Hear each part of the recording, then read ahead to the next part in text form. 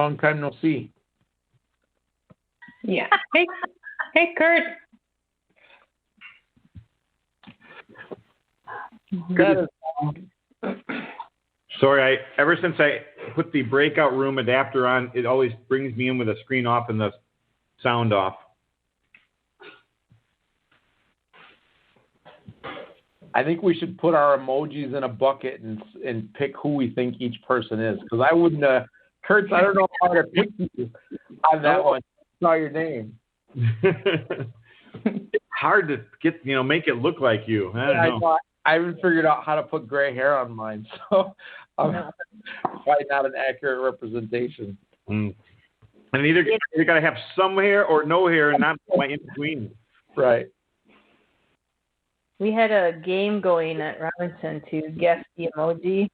I don't think, and I don't think anybody got many right. We never got the results, but it was not easy. We did a staff picture with Bitmojis, and it's hard to tell who they are. Yeah. Well. Well, it's 5:30. Should we wait a couple of minutes or just get started? What do you guys think? I think we should probably get started because Brett just said that we're live, so we should probably stop talking. Oh, okay. All right. So this is my first time doing this. So thank you guys all for being here, first of all. So the first thing to do is call the meeting to order. So I'm going to call the meeting to order. Just stop me if I'm doing this wrong. All right. So the second thing is to call for the approval of the agenda. So do I need to get a second for that? Is that how that works, or? Yes. Yeah, okay. So I'd like to call for approval of the agenda. Is someone willing to second that? I think actually we move and second, you just call for it. So I'll move. I'll second. All those in favor? Aye. Aye. Okay. And then there is, and Michelle Schoaf, are you here in the meeting too? Yes, I am. Yeah. Okay. So I remember that you said that was an attached approval of the minutes. Can we do that now? Yes. Okay. So I'd like to make a motion to approve the minutes.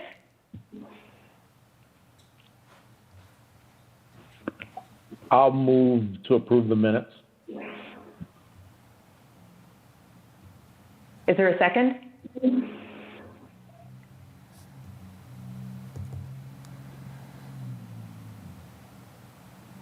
I'll second the approval.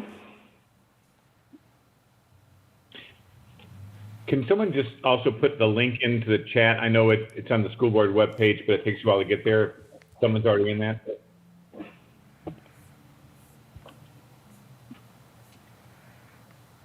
Michelle, can you do that for us? Do you want the link to the minutes or to the whole meeting? Probably the minutes in the agenda.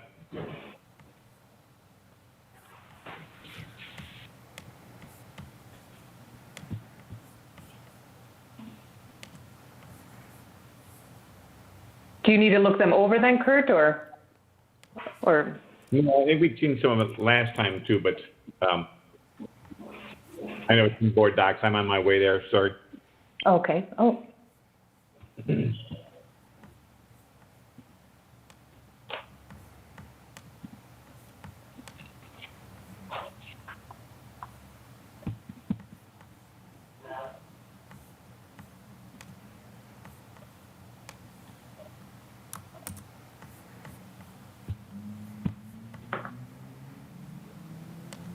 And so we're working on approving the minutes from the last meeting, is that correct?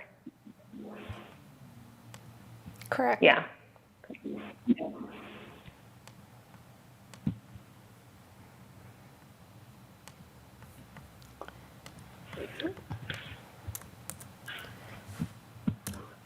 So that'll get you to the home page, and then you just have to click on the meeting for the Ad Hoc Language Barrier Committee. think you're cutting, at least on my end, you're cutting out a little bit, Michelle. Okay, sorry. So I put the link in the chat to get you to the homepage, and then you just have to click Okay. on the meeting for the Ad hoc Language Barrier Committee meeting. Okay.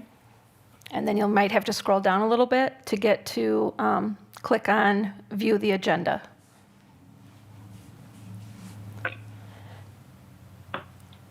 And then if you click on the item to approve the minutes, then in the body of that item is where the View Minutes is.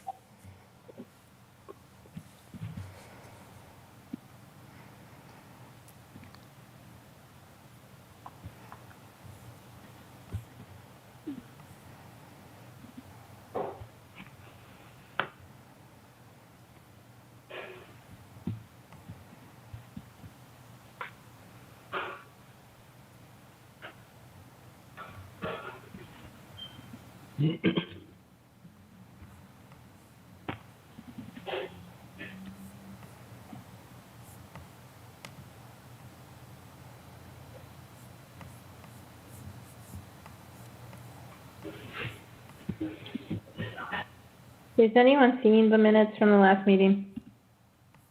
Because I opened up where it says see meeting opening, see approval of the minutes, and I don't. Yeah, I'm not seeing them either, but And I tried looking for the last meeting on September 10th, and all I can see is the agenda. Okay. I know what the issue is you guys can't see them that way, so in the future I'll have to attach them because you don't all have logins and you have to be logged in to see them this way. Because Maria Delgado, you can see them, correct? I have them up. I was going to say they're right on top of, like, they're on the agenda, but I suppose. Yeah. They don't have the same access. So the only way to see them, for those of you that don't have a login, and in the future, like I said, I will attach them, so there'll be an actual attachment, because I forgot you can't see them the way I have them unless you have a login, because they're not approved yet, so the public can't see them. So what you'll have to do is you'll have to go up to the top where it says meetings, and if you click on meetings, and then it'll take you kind of back to that home page for meetings. And then if you click on the plus sign next to 2020, it'll open up the 2020 list of meetings for the Board of Education. And if you scroll down to that, you would be able to see the September 10th, 2020 Ad hoc Language Barrier Committee meeting minutes. If you don't want to take time to do that tonight, you'll be able to, next time you could approve both sets of minutes, and I'll attach them both right into the body of the topic. So it's up to you guys whether you want to try to follow them that way, the way I just directed you, or whether you want me to just attach these meeting minutes as well as the September 10th meeting minutes to the next agenda, and you can approve them both. maybe we should do that and just, because it might be tricky. That way we have more time to look them over and Sure. approve them all at the same time. Yep. Okay. All right. Does that seem doable for everyone? Yeah. So then We'll I just would, wait, I guess. Okay. I would just ask for a motion Yeah. then to table these minutes until the next meeting. Okay, so I'd like to call for a motion to table the minutes and then just look at them next, over the week and vote on them next time. So moved. Second.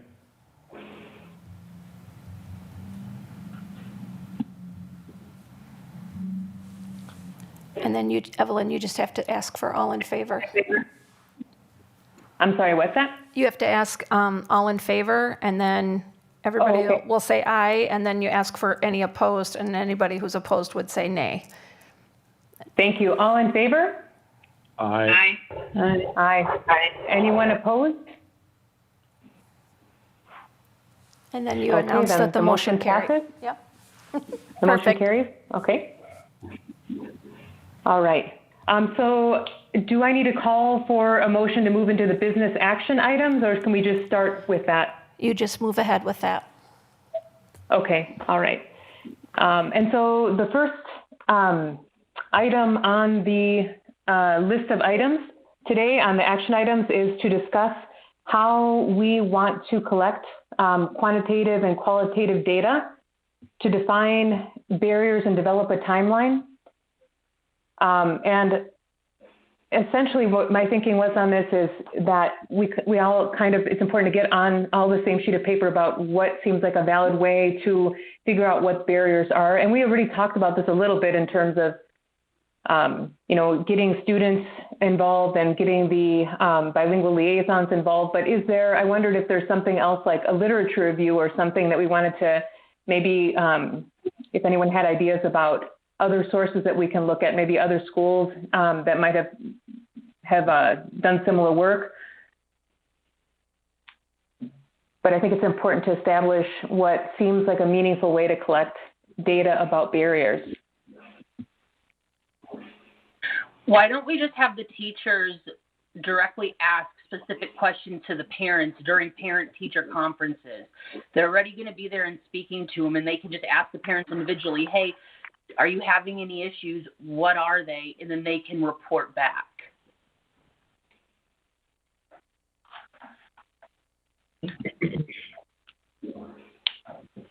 Is there any way that we can maybe propose questions that teachers may ask and we're only targeting our non-English speaker families, is that correct? I would just ask anyone for a barrier to communication, just make it very general, very vague. Are there any issues with general communications with the school district, any individual barriers that you can identify?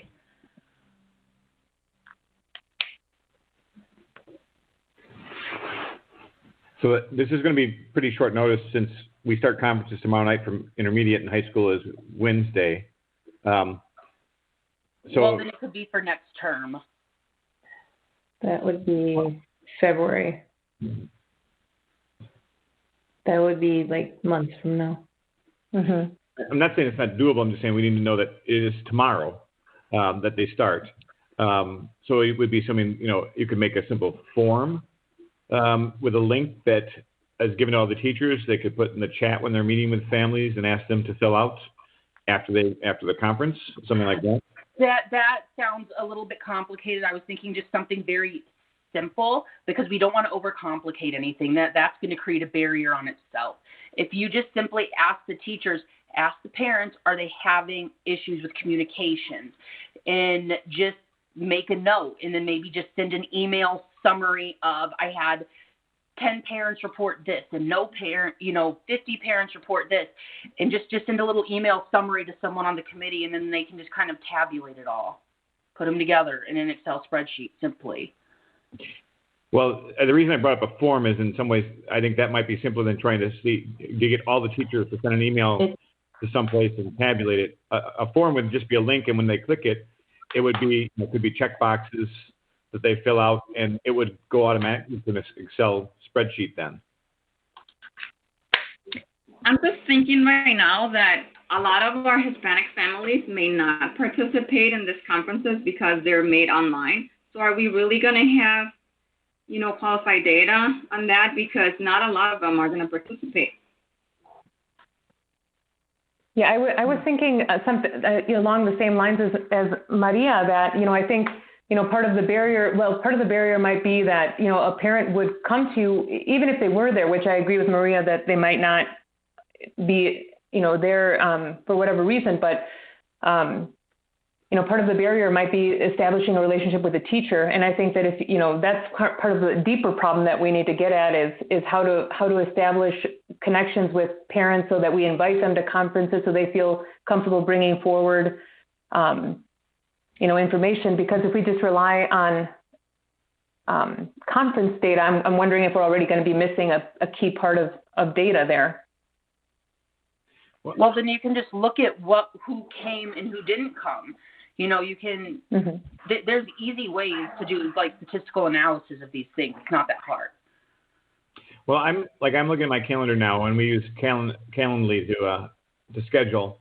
And I just the number I have here of like 7 people, I'd say at least 3 are people whose language background would not be English, and that isn't just Spanish. So I think it might still would be a simple way to get information from a number of parents, but we would have to get that link out to all the schools, to the principals, to all the teachers. I am not against doing that. I just think that we need to also think of a secondary method. Maybe sending out like some type of letter, to the ones that we didn't capture. Because I think it would be important to hear out why, like what was the barrier that kept them from participating in conferences. Good question. Mm-hmm. The things that I think about right now, how many teachers do we have in a district? Like over 500? Okay, and mobilizing, I mean, I understand, Kristen, that that it's not that hard if it's one individual person, but we're talking about mobilizing 500 people in less than 24 hours. And that's very difficult. And one thing that might help us if we wanted to get some information is focus groups. Having different focus groups might give us some information because, the community is pretty close. They talk to each other, so they know what other people may have had these types of discussions. So we may be able to find some information that way, and it's not so overwhelming as trying to interview, about families. Or more. I don't even know how many families we would be talking about. Yeah, the thing I think is good about this your focus group idea is I think that it encourages us to invite people instead of just waiting for people to show up, because I think that's already part of the problem too, is that maybe some of the parents at conferences, we've invited everyone, but it seems like with a lot of the parents it might feel cut off from school that we need to go further than what we've done already and make an additional effort to really seek out their participation. And so focus groups, I think, would be a much more kind of proactive way about getting parents involved that maybe haven't been involved in the past. I think that's a great idea. And when we talked about this last month, we had talked about coming up with a short survey that our bilingual homeschool liaisons could call families directly and ask those 3 questions. And I just wrote a couple ideas down. What communication barriers exist between your child's school and yourself? What communication barriers exist between your child's teacher and yourself? And then how could we improve communication between schools and your family? And something that's just, I literally just wrote them down in the last 90 seconds. And if we had, kind of a script that we sent out to the bilingual homeschool liaisons, and they and maybe the EL paras that are in the buildings who are bilingual share that list of 30, 40, 50 families, and over the course of a month, make those phone calls and get that data.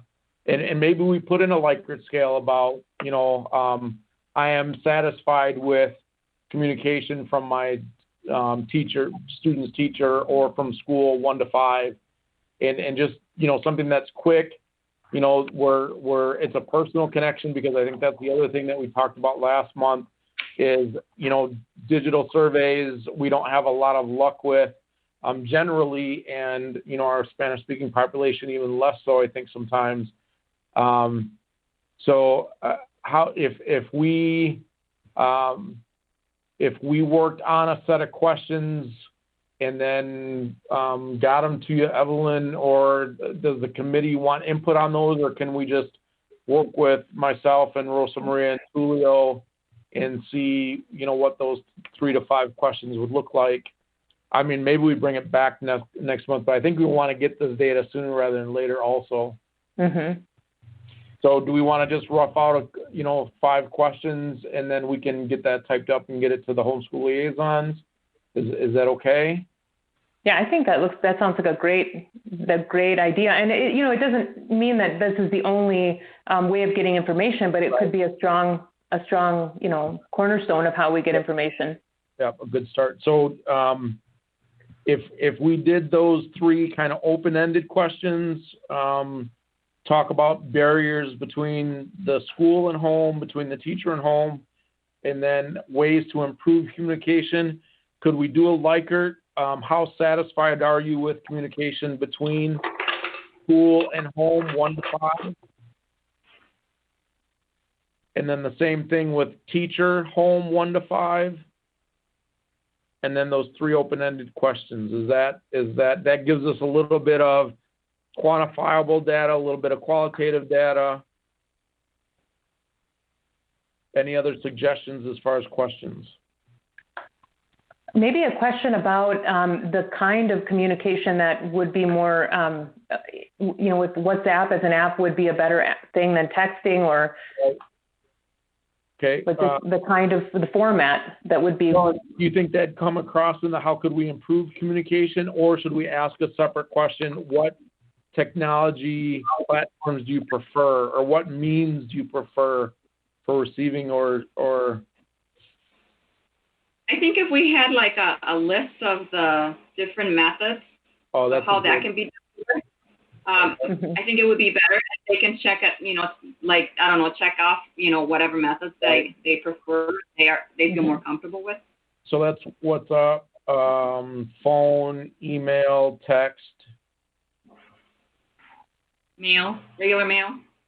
Regular mail. Mail. All right, I forget that's a thing sometimes.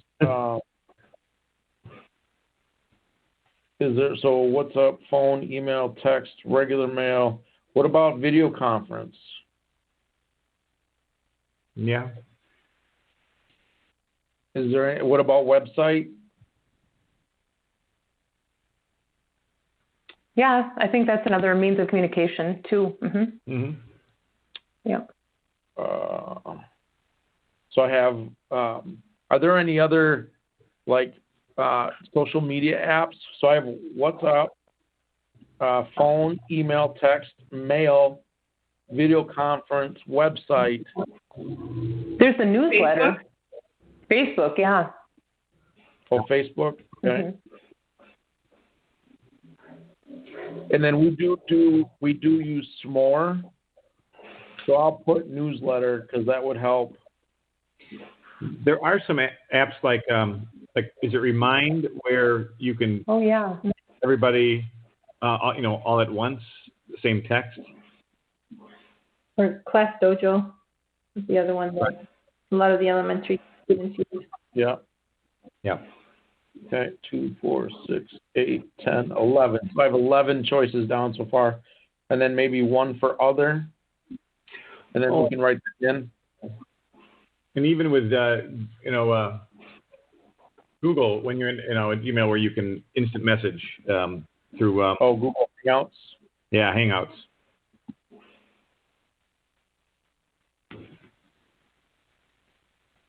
Okay. All right. So 3 questions, 2 Likerts, and then 1 checkbox. So what communication barriers exist between your child's school and yourself? And we'll, of course, put these in Spanish. What communication barriers exist between your child's teacher and yourself?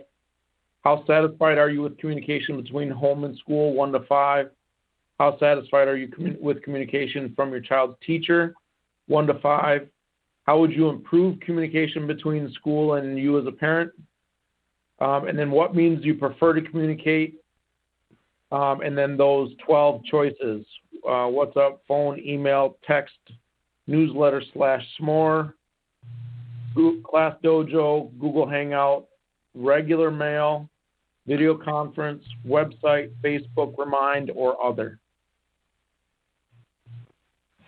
Should we include a question as to what language they prefer that communication be transmitted?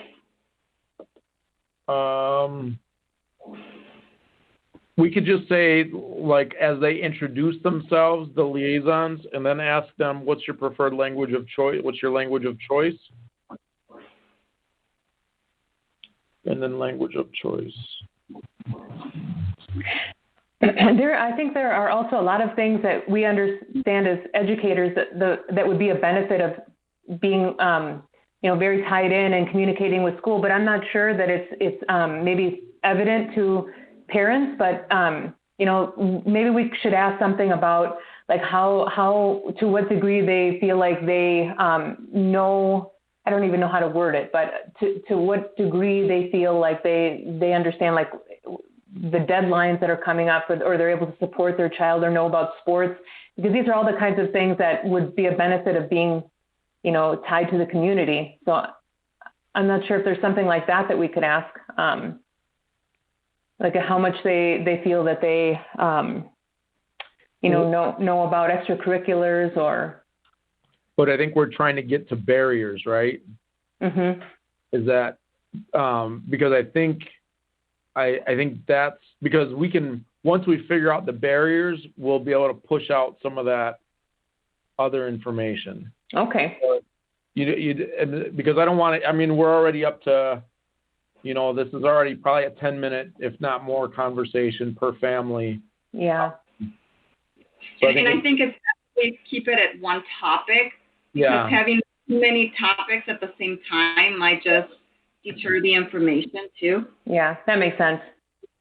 All right. So we're actually meeting with the homeschool liaisons, I think, Wednesday.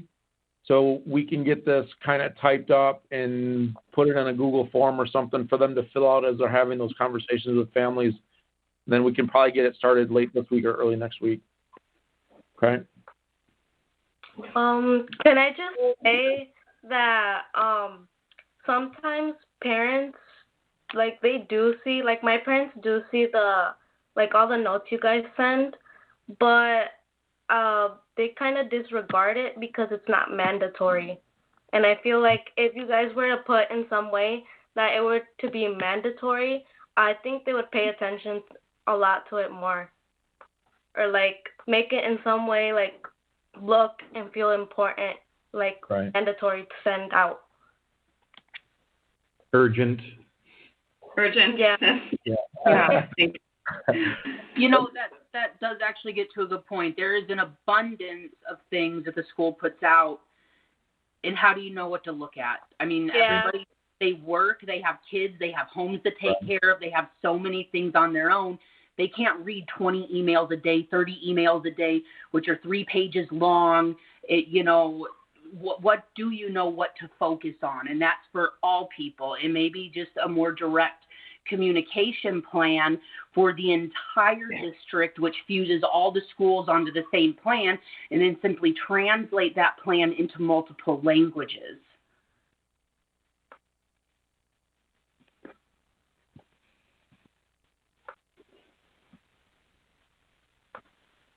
I think that's a great point. Oh, okay. So do we? So I think we have data now for that first topic that we had. Okay. So the next point on the next business action item was the discussion with the bilingual liaisons about what they see as potential barriers to parent engagement and communication, because that's another source of information that we have. I don't know if, go ahead, Kurt. There was a note about the community toolbox, which I did click on, and there's a ton of information there, but it does look there are lots of other ways we might want to think about collecting data. Mm-hmm. Just something to think about that. The list is huge and the articles were all very in depth, but just the titles gave some options of things we might want to think about, at least have in the back of our mind. Mm-hmm. Did you have any you wanted to highlight or? Well, even like windshield and walking surveys, like are you trying to find communication to the community in general? There's conducting interviews, conducting services, needs assessments, focus groups. So there's just lots of different ideas that we might find maybe are helpful, some may not. But we just did one thing, and I just noticed there's like 24 things on this list. So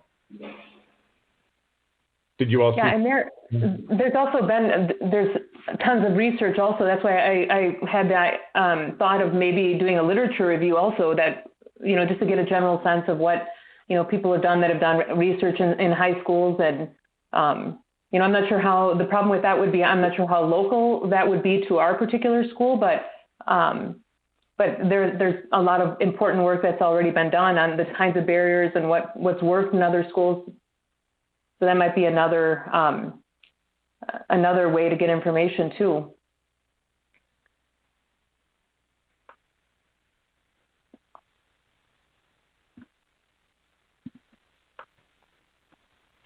But some of the things that are also on that list are collecting information through public forums, listening sessions, focus groups like we've talked about a little bit. Developing, I think it might be important to develop, if we could, some baseline so we could track growth would be another important, like where we are and then where we would hope to be, like even if it's just a number of parents involved or, but just some way to track what we're doing, our action items and how effective they are. I also thought it was interesting. There's a geographic tool for community mapping. Like there may be certain areas that are going to have that greater, and targeting that area would, there might be a way of doing that to make it more helpful. So. Yeah.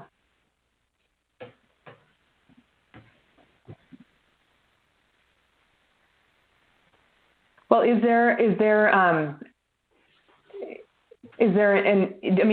we want to maybe look at, spend maybe a little bit of time looking at this list, between this week and next time that we meet and seeing if there are other ideas that we think would be valuable as far as how to get information about barriers? Or do we just want to kind of go, well, I think it sounds like we're going with at least for starting what Tony's suggested, and then we could see if there's, some kind of baseline measures or other ways of getting information or assessing how effective our action, whatever we decide to do is going to be, or tracking growth in some way, or potentially doing a literature review, which would be, I think it might be interesting to do, find out what data is out there and see if that brings up other ideas. Yep.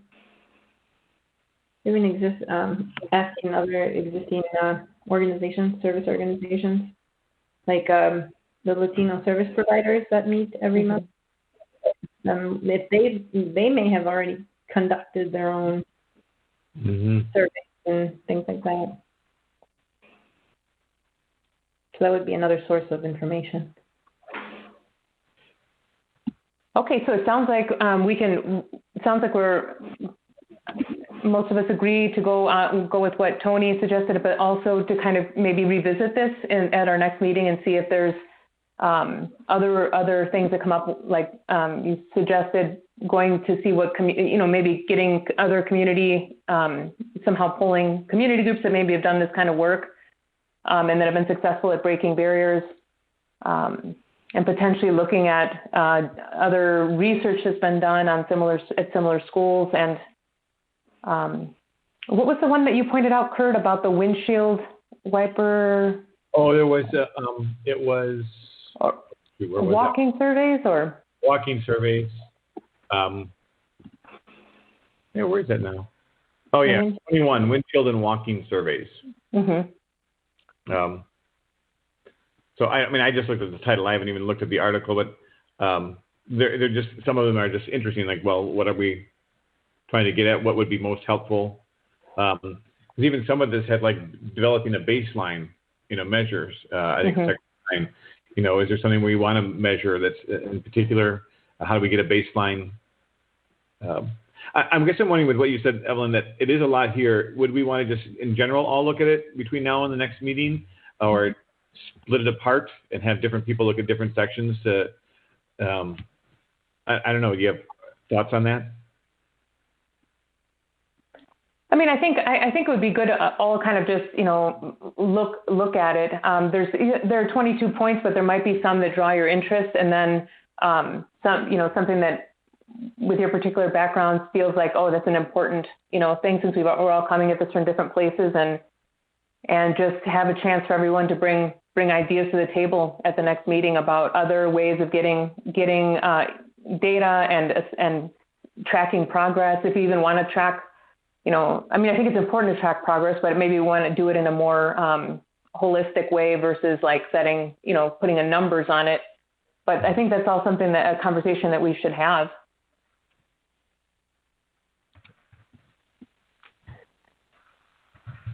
So is there anybody else that wants to talk a little more about point 1, or should we move to point 2 on the agenda?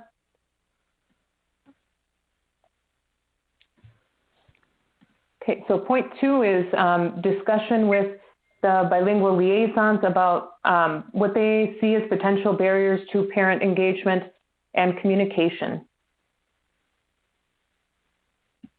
I know the last meeting we stated that we were going to invite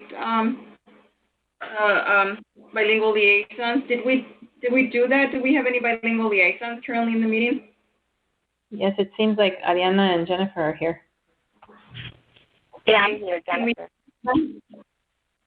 I thought we were going to do like a formal introduction at the beginning. I'm sorry, I'm Jennifer Silva. I'm the bilingual homeschool liaison for Cunningham and Hackett. Thank you, Jennifer. I apologize. That was probably something I should have suggested, but thank you very much. And Ariana? No problem. Okay. Hi, my name is Ariana Bruno. I'm the bilingual homeschool liaison at Robinson Elementary in Aldridge. And thank you both for being here. And I think all of us really thought you might have valuable information that we didn't want to overlook about some of the barriers that you've seen in communicating with parents, or some of the things that they may have brought to your attention that we might want to consider.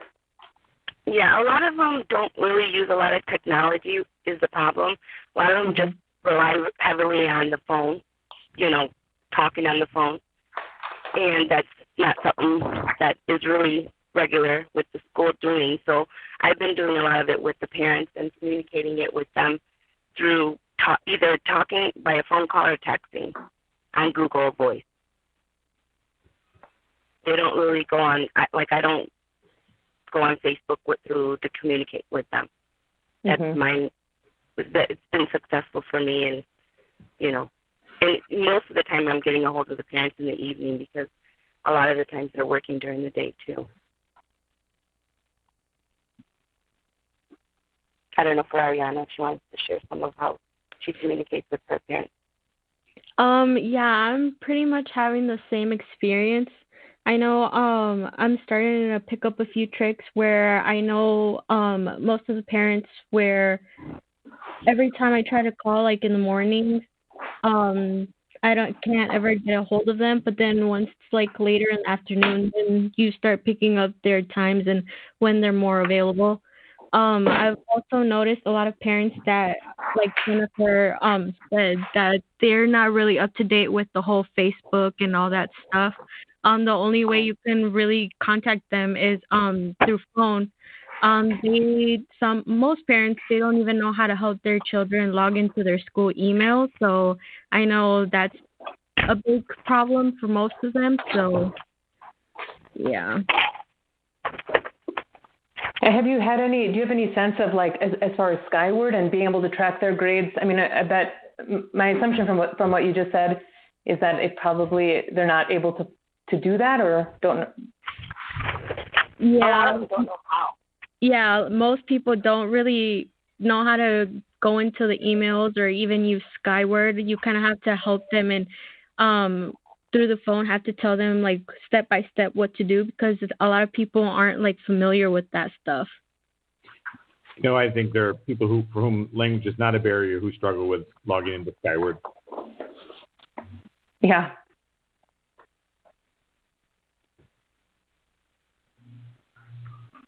That's very interesting. I mean, I wonder if there's I don't know, a special, given also that we're in distance learning right now, if there's a special technology, because we have general barriers and we've thought language and culture, but it's almost like technology needs its own sub area, because I think that might be one of them. Like what kinds of technologies are working for families, especially if most of them are still comfortable with phone and versus being able to help their kids with Google Classroom and Skyward and follow attendance and grades and all of that. I kind of think that we need to be available, like the class. I know Tulio has worked on some of those, on trying to teach parents, how to access Skyward or how to, go into the different systems that our students are doing. And I know that was done before the beginning of the school year, but I think it would be important to do that again. Right now that they're a little bit more familiar with the systems that are being used, it might be a little bit easier to understand, this system is used for this, you can go into the system for this other thing. But I think it has to be constant over and over training. Yeah. And that's what we've had our tech people, Brandy Grady, Brett Berg, have been at the library and will be at the library every Thursday with interpreters there. And I think, and Ariana, have you guys been at the library at all on Thursdays? Yeah. So can you talk about what that's been like the last couple of weeks? Well, in the morning, no one shows up. So I don't know how it was for Jennifer, but when I went, no one showed up. I was really busy in the evening. I went in the evening, and most of the parents needed help with the updating of the iPad. It was outdated. A lot of them forgot their passwords. I helped with, a lot of them had a lot of technical issues as far as updating, and mainly the iPad wouldn't hold its charge. So the kids were not being able to stay on, so they would be kicked out of their class in the middle of their learning. A lot of those complaints were there too that day that I was there. And how is the information that, that this is available to them, how is that being distributed? How often is it, sent out, or how often? Because I think that also needs a, follow-up, to constantly be sending out reminders that this is available for them in different formats. So the library help this is going to be the second week we're going to offer that assistance. And the first week that they did it, because it was so successful, they're offering it again for the students and the parents to come again. So not all of them, are Hispanics. I think we've seen quite a bit. Ariana, I don't know about you, but I saw quite a bit of a lot of kids, a lot of high school kids that were there too. And I think the communication is going out on Sundays with Dr. Keyser's update to families. And I'm sure it's on the website also. Yeah, the schools are letting them know as well too. Yeah. Like my school let them know in the newsletter. Right. But that's got to be, I think that's what they've seen to date is the response has been so good that we're going to continue it, for a while. And that's where, to Maria's point also, do we then have, we start to transition from technology support to Skyward 101, so to speak, in English and Spanish for families, or some of those other Google Classroom, for instance, some of those things, so that families can go up in a very, kind of relaxed atmosphere and just get drop-in kind of support. Because that's the other thing that we do sometimes is we say, we're going to do this event from 6 to 7:30 on Thursday, and people need a wider window of time to be able to, access that resource. So are we there from 9 to 7, I think, at the library? Jennifer? No, 11 to 7. 11 to 7 on Thursday. So, and I think that's another one of those. It's 3 times a week. Oh, 3 times a week. Yeah, it's 3 times a week. The first week we did it, it was Tuesday, Thursday, and I want to say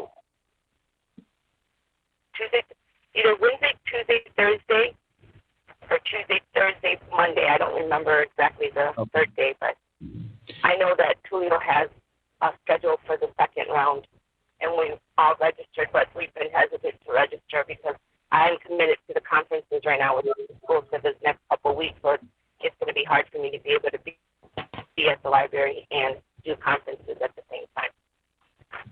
And our technology people just told me that it's going to be Thursdays moving forward. So every Thursday from 11 to 7, we'll be doing that.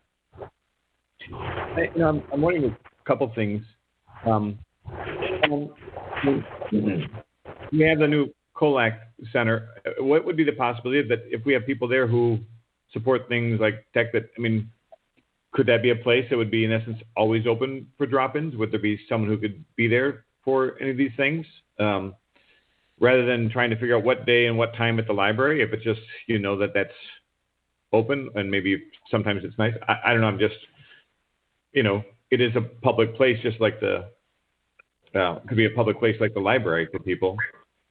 I like that idea. I think it sounds really useful and convenient.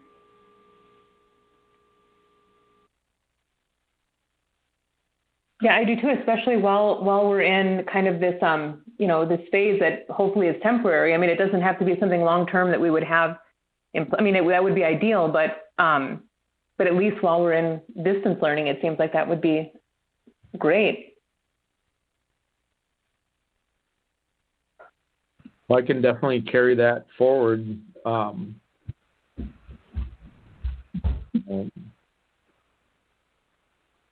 Yeah, maybe what are we talking about then? Like a technology person there, not necessarily super. Wouldn't have to be like a. It just would have to be somebody that would be able to address problems with iPads. Google Classroom, the platforms that Zoom and. Right. Mm-hmm.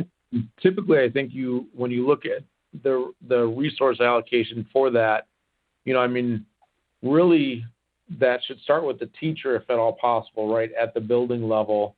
And use those resources. You have those relationships, and if for some reason that structure, that relationship isn't in place at the building level, then coming to COLAC or going to the library for additional support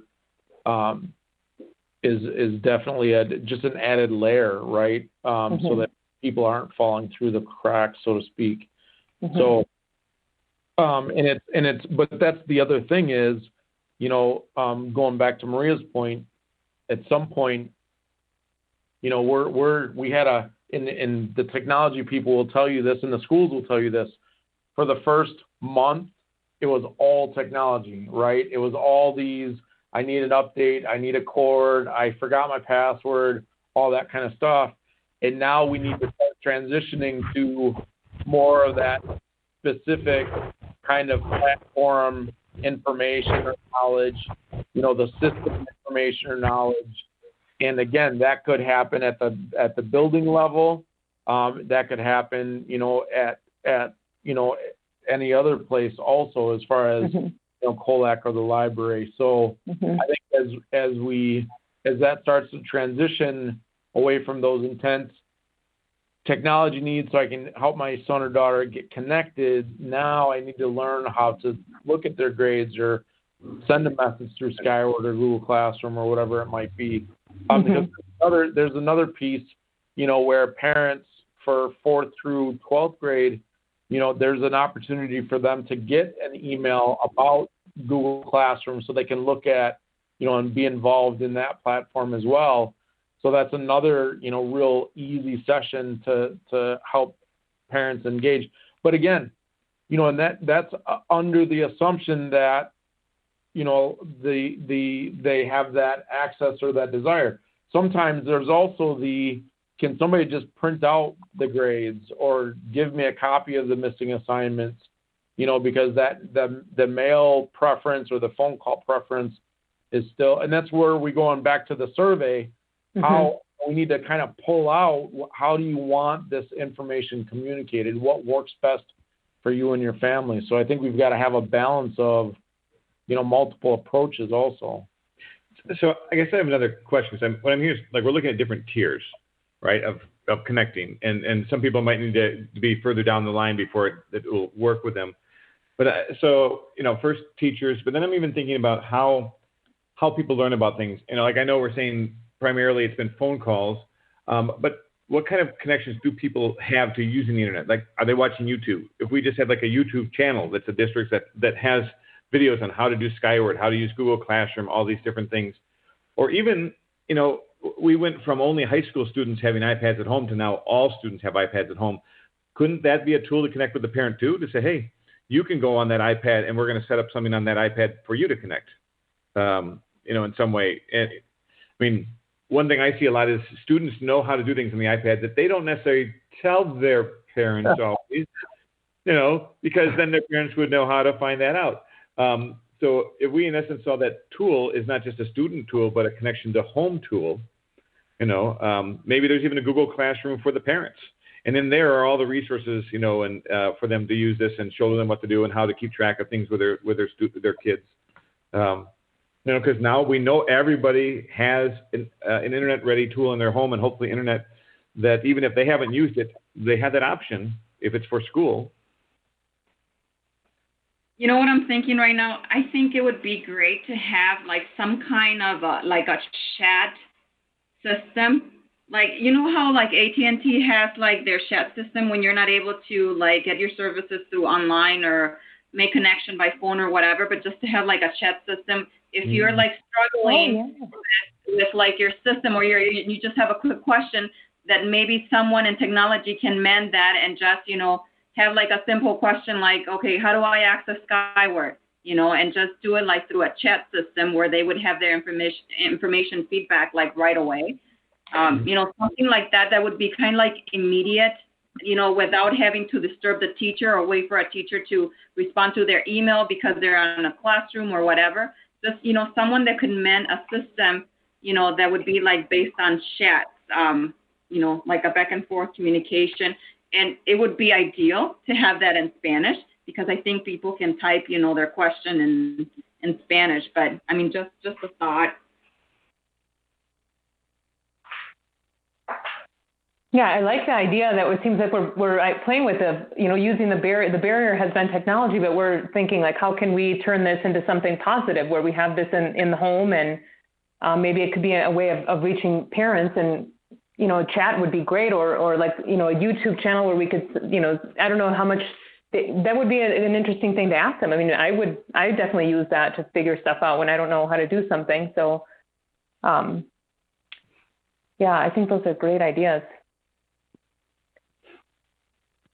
I'll write that down as far as sharing that, because I know we have a tech helpline, and I know that we even last spring, and I know it was in use last spring, but I'm not sure what the usage is of that right now. And then as far as Spanish-speaking resources connected to that, because I feel like you left a message and then got a call back from somebody in tech. But let me follow up on that for next month. Okay. Well, is there anything else we want to ask while we have the bilingual liaisons here, or do we want to move on in the interest of being respectful of everyone's time and move on to the third item?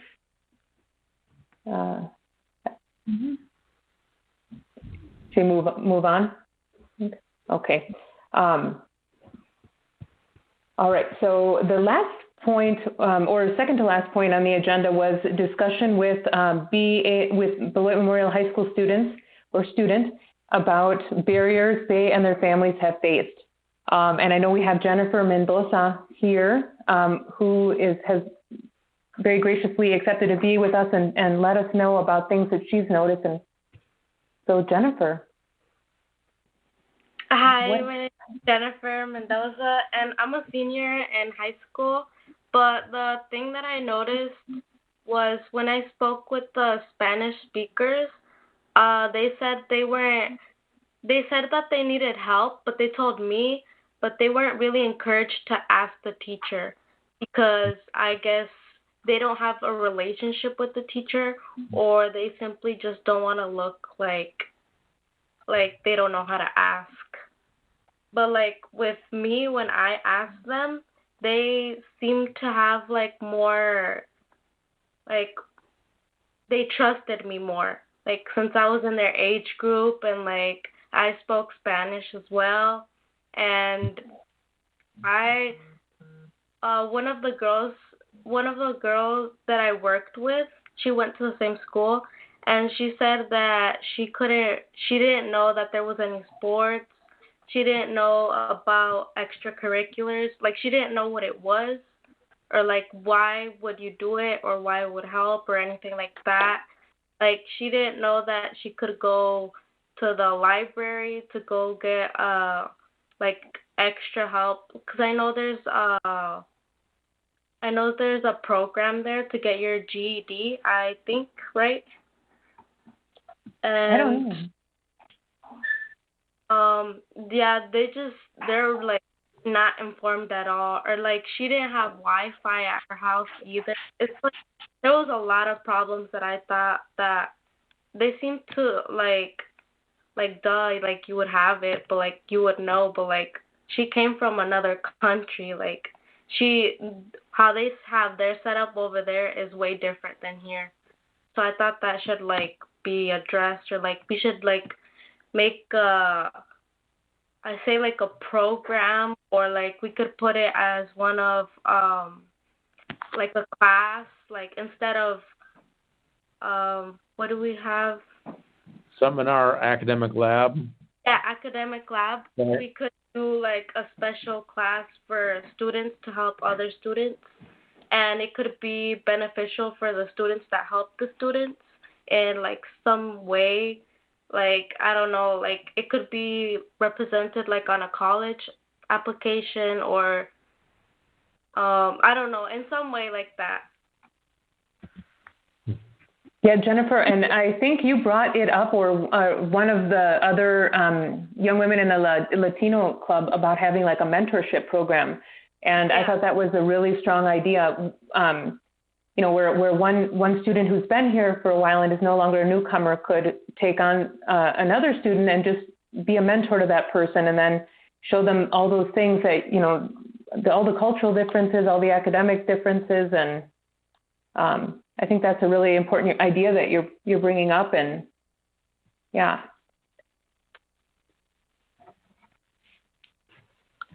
I think that's a great way to do relationship building too. Use that in a professional level as well, not just, you know, with younger kids. I think it's a great way to onboard new students, you know, and allow them to feel welcome. I definitely would, you know, support that 100%, a mentorship program within the schools.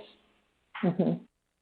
I think it's important too that with the point you brought up, Jennifer, about having it be something where the mentor has something where, you know, some recognition for being a mentor. I think that's important also, because it is you know, like other schools have, I forgot what it's called, but when they do the 9th grade orientation, it's kind of seen like, you know, they mentor other students, and it's kind of a big, I don't know what that's called. Transition. Link crew. Right. Yeah, and it's kind of seen as, you know, a really, you know, something that put on a college resume. You know, I think this is really important work, and it seems like an informal relationship, but like Maria was saying, it's something we already do as teachers. You know, new teachers have mentors, and so I think that's a great idea. And just like I was saying with the other thing about making it mandatory, like as instead of an academic lab, I think they would like be more interested, because I asked her if she wanted to be in a club, but it's also like, since they're just newcomers, they don't have a lot of money, and like they have jobs, they have to take care of their siblings, they have to do so much, and like they can't do that. They just can't do that. So if we were to put it into a schedule to make it mandatory, it would help a lot more for them. So you're saying to allow for those extracurricular activities during the school day, or have those things meet at lunch or during academic lab, those kinds of things? Mm-hmm. Yeah. Okay. You know, and we could, it wouldn't really be necessarily have to be a total restructuring because, you know, in academic lab, if there are teachers that have a Spanish background, like you could supervise a group of students that were in that mentorship, you know, mentorship relationship.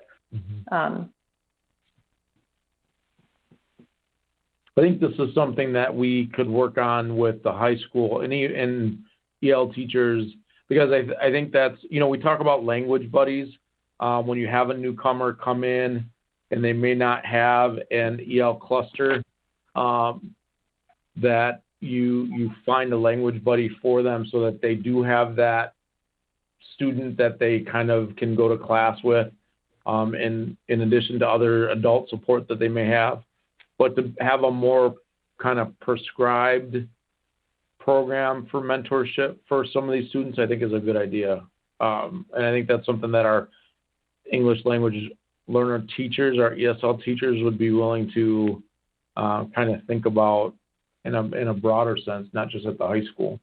I was just thinking even like intermediate. I know last year the student who came in had no English background, and there was another student who had a similar experience a few years before who helped and, you know, made a point of saying, well, I remember how other people helped me out when I was struggling, and now I'm able to do that for someone else. Yeah. Mm-hmm.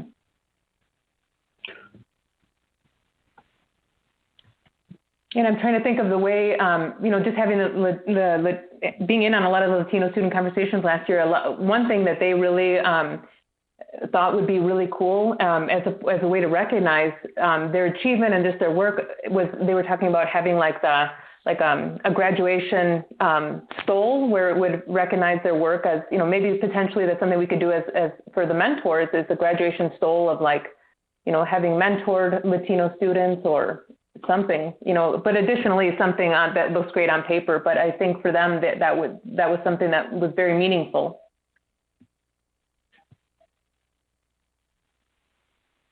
Yeah, I feel like recognition would be a big thing that should be implemented because, I mean, we are taking our time and, like, we're trying to actually help a person grow and help them learn and help them understand this new culture that, like, they're just going into. Mm-hmm. So I'm just curious. I really like that idea, but I also noticed the title is Barriers They and Their Families Have Faced. Are there other barriers you can think of, especially for students and for families, that you've seen or heard?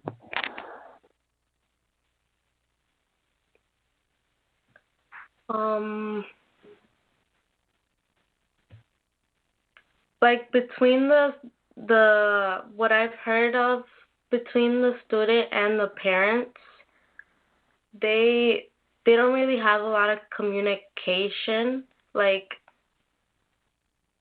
they don't really talk to each other, mainly because of time too. Like my mom too, she works a lot, and like we barely get to see each other in the day. And I feel like with our first problem too of communication, it's not that like the students aren't telling the parents, is that like they literally can't. Wow.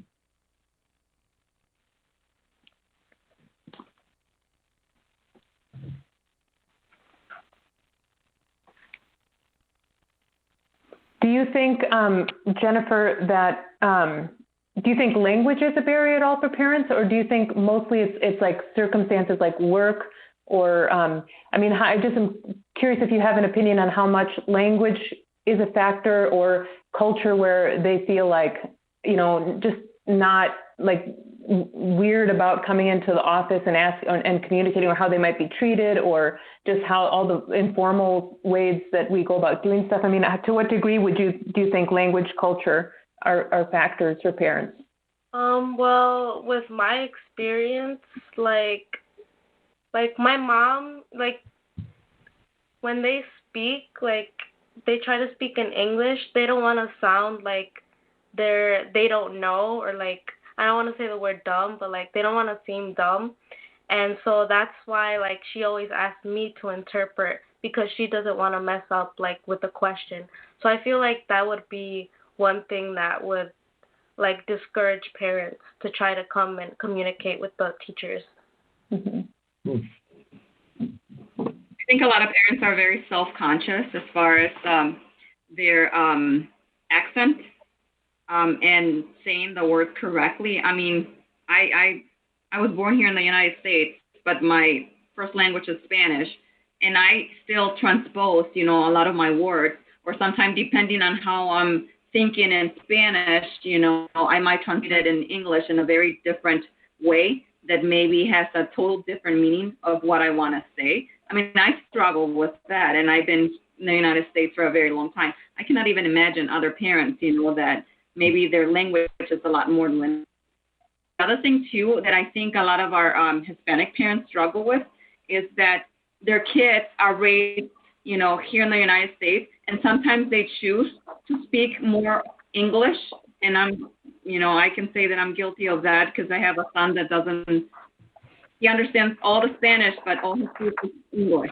And maybe with the parents that are now like English speakers, it's very hard to communicate because the child is speaking to them in Old English, and then the parent is, Old Spanish, or maybe struggles with a lot of the wording that our teenagers may be using, or the kids may be, the lingo of the language, at their age may be a little bit different. So I think that that's a huge barrier too, when it comes to communication between the child and the parent. I'm thinking of something else somewhat related. When I was going into training for ministry, I was at a church that was very diverse, and there were families that were from Laos. And it was very interesting because, like, the oldest daughters were in arranged marriages because that was the culture. And then the youngest daughters, there was no way they were ever going to do that because they grew up here and that was just not their thing. But the middle children, they struggled because they were kind of caught between the two, and that was a very difficult thing. And so I'm wondering if there's some of those, issues too, of where, it's different culture, and the younger the child, the more they might think of, American, way of doing things rather than whatever their background was if they're coming from someplace else. So you don't just have language, you have these culture and the generation, where the students are.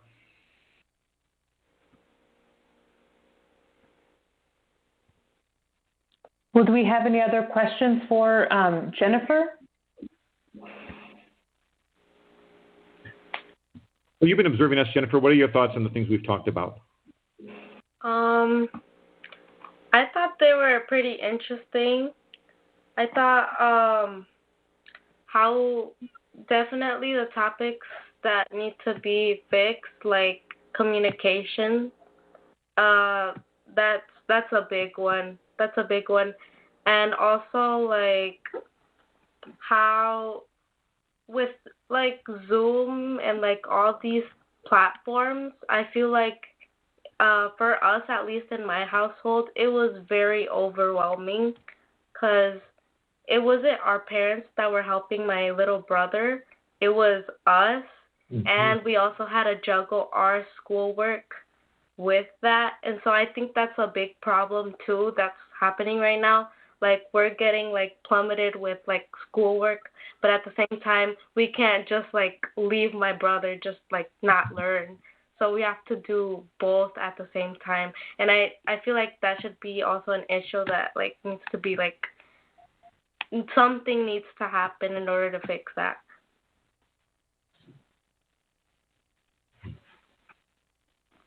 But overall, that's a great point. That's a really good point.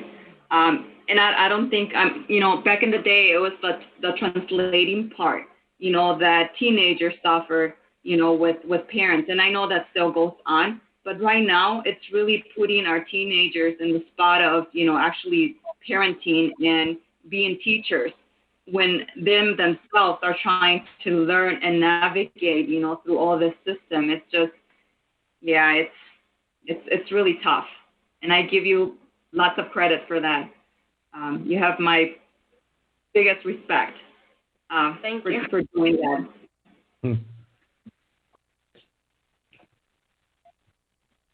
Yeah, because Maria, with what you were saying, it used to be one language barrier, but now it's like the whole computer language, and all that literacy also is another barrier. I think that it is overwhelming. I think even as teachers, it's been overwhelming. I can't imagine like students and parents and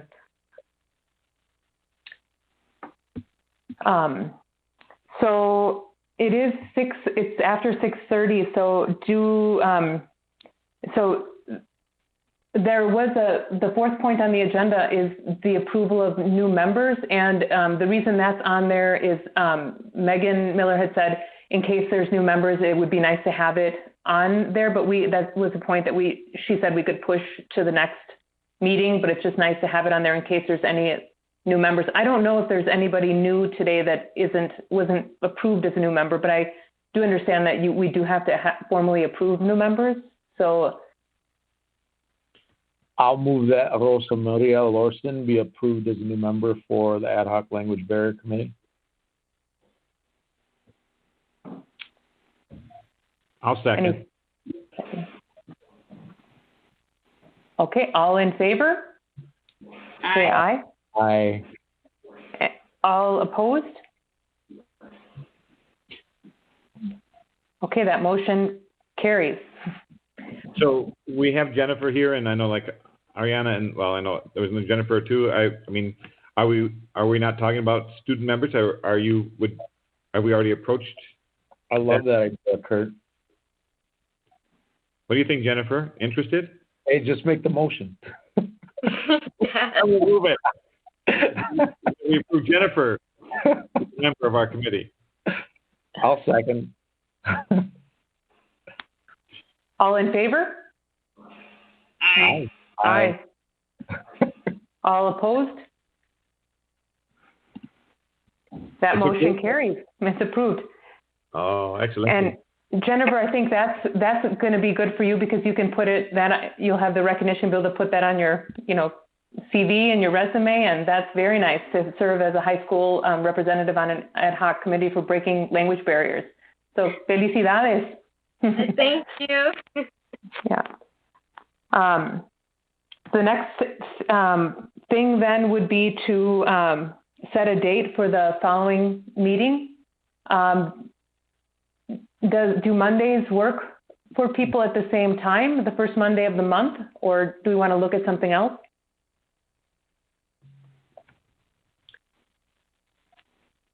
I think we stay consistent. So that would be November 2nd at 5:30. Is that okay? Yeah. I think so. I'm just curious, Evelyn, I guess since you were looking at that we are being done at 6:30, but I noticed that the schedule actually says till 7. Oh, okay. I just didn't know. I thought it was about an hour, but I didn't know. Not that I mind. I'm just saying that. We could just kind of think about 90 minutes because it is kind of, I feel like there's a lot of discussion and I don't want to push it, more quickly than, than we need to. A lot of important things that I think have come out in this discussion that we definitely would need to come back to. Do you want to, in general, just say 90 minutes and that way we can kind of plan for that? Or just see how the conversation's evolving and. If we go ahead.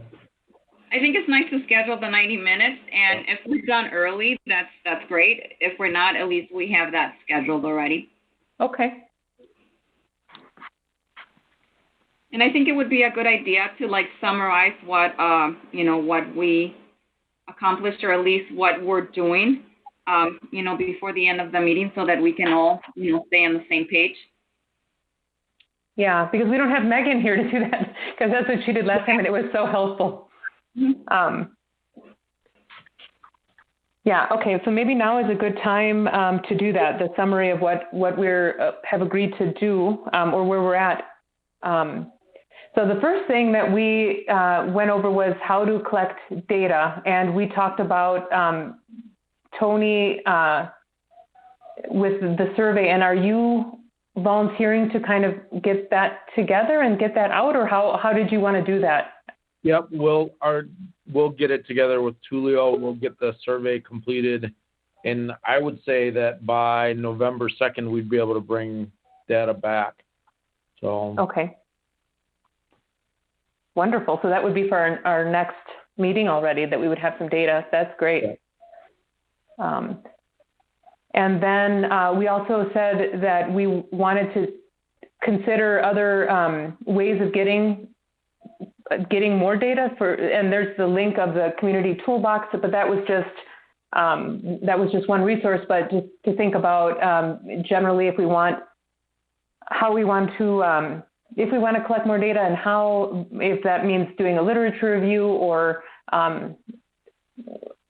setting up and also setting up how we want to assess progress, or maybe a discussion about how that would look like. And I don't know, were there other ideas that came up with that about? I remember Maria talking about the Latino service providers and maybe having them come in to share too, to give some guidance from their experience. Mm-hmm. Yeah, and there was a focus group idea now that you just reminded me of that too, to put together. Mm-hmm. Rosa Maria, did you want to say more about that? No, I was just going to offer that I can reach out to Cecilia and just ask her if any agency has ever done this before, as far as gathering data for communication barriers, and see what she says. And I don't know if you want me to invite her to the next meeting or maybe invite someone that's part of that coalition. Yeah, I think that would be really helpful. Mm-hmm. Okay.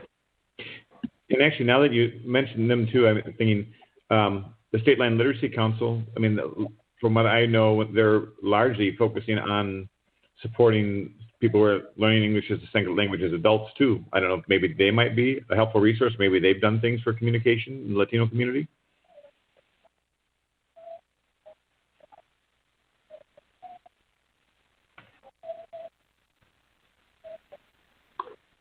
Okay, so then so let's maybe come back to this at the next meeting. That would be the second point of how else we want to get data, and maybe take the week to look at that community toolbox, or just to kind of think generally about other ideas that might be important. Did El Dia de los Muertos?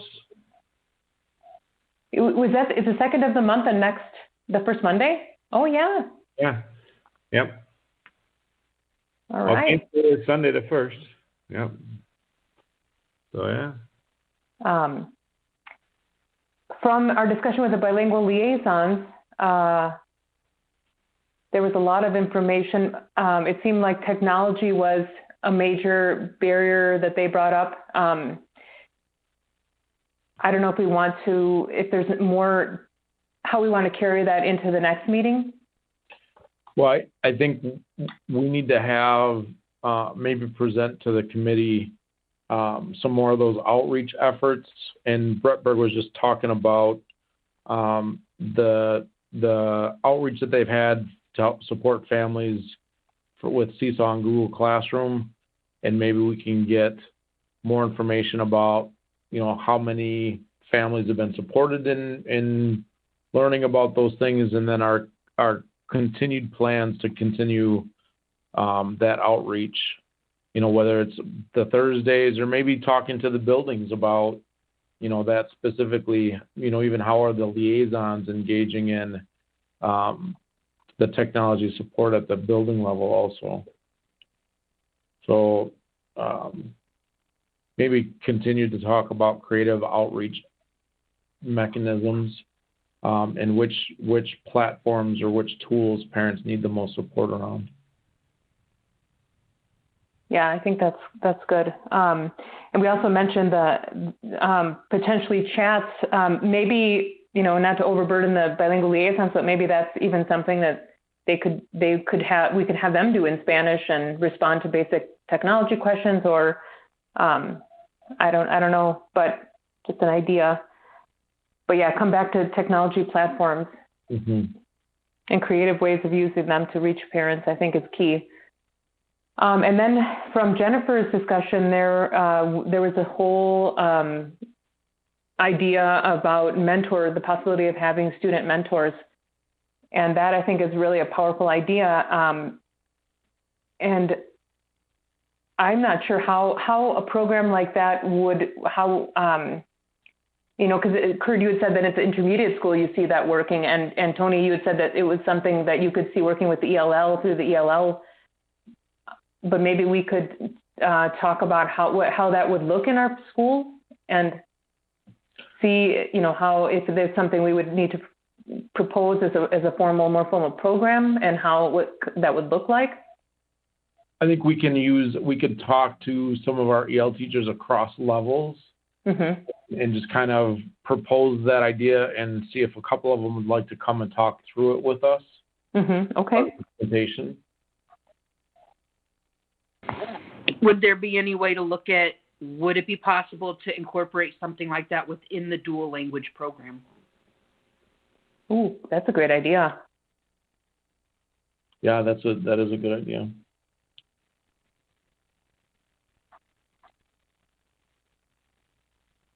So is the dual language program, is that totally separate from ELL, or is it kind of overlap there?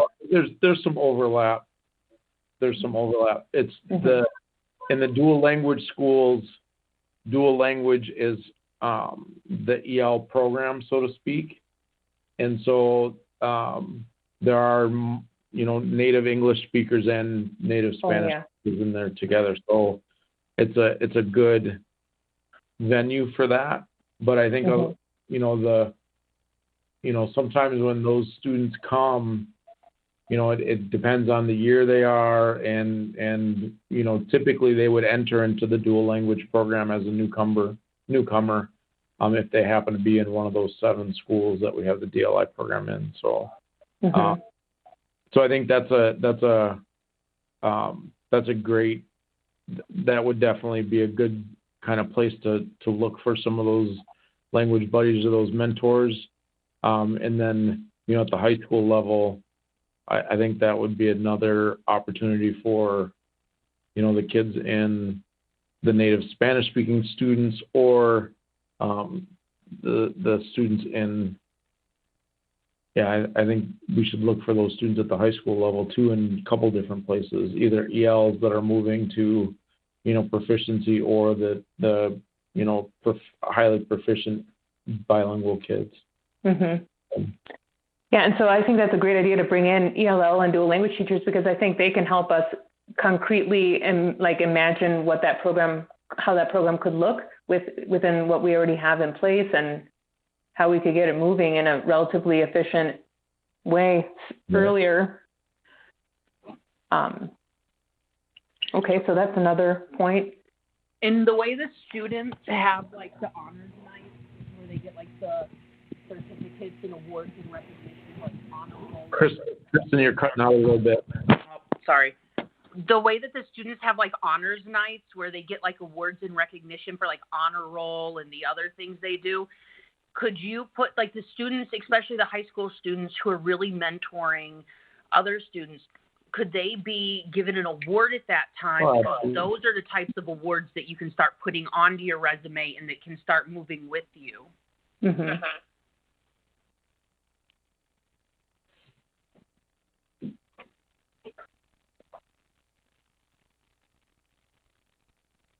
And I think there's key in what Kristen just brought up, and then also what Jennifer had said earlier about somehow there's a lot of value, I think, in making it something required, because there's 2 different ways that we could go with it, where it would become something much more informal, and almost like extracurricular, versus something that is more of a part of, more of a solid academic lab or something, at least an academic lab. Well, it would be both, because the solid required academic lab would be for the person who's coming here, who needs the help. But the awards and the recognition would be for the person who's giving the help. Yeah, I think that's key. Yep.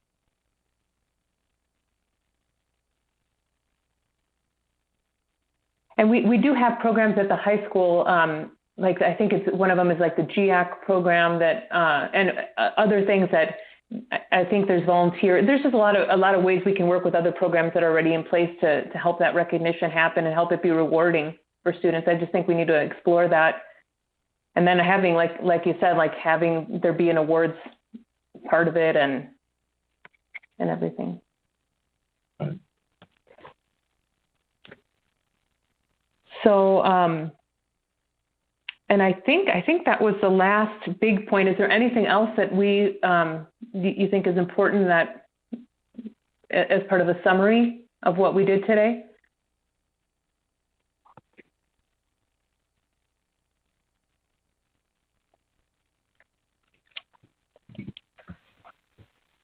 So then, oh, Maria, were you going to say something? No, I was going to say that pretty much, summarized, the big points that were brought up. Okay, and then so would we want to have these the same points as future agenda items then, because it's to carry forward into the next meeting? Or would we want to do separate future meeting items? I think you just went through the agenda. Okay, yep. All right, all righty. I need to add one thing that I think that was brought up last week that we didn't really, and I think that was like the whole point of, making this ad hoc was the translation of the policies and how that's going to be moved through. I think it's very important to keep that as an agenda item until we finalize and come up with a decision on how that's going to be moving forward.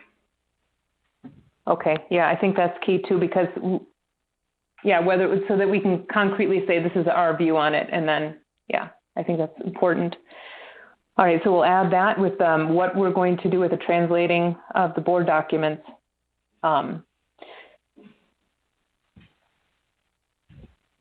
Is there anything else that anyone would like to bring up before we make a motion to adjourn? No. You did a great job. Oh, thank you, Curtin. All right, well then I would like to make a motion to adjourn. You have to ask for it, actually. Oh, okay. Can I ask someone to make a motion to adjourn? So moved. Oh, second. All right, then I think this meeting is adjourned. Take care, all. Okay, thank you very much. Bye-bye, everybody.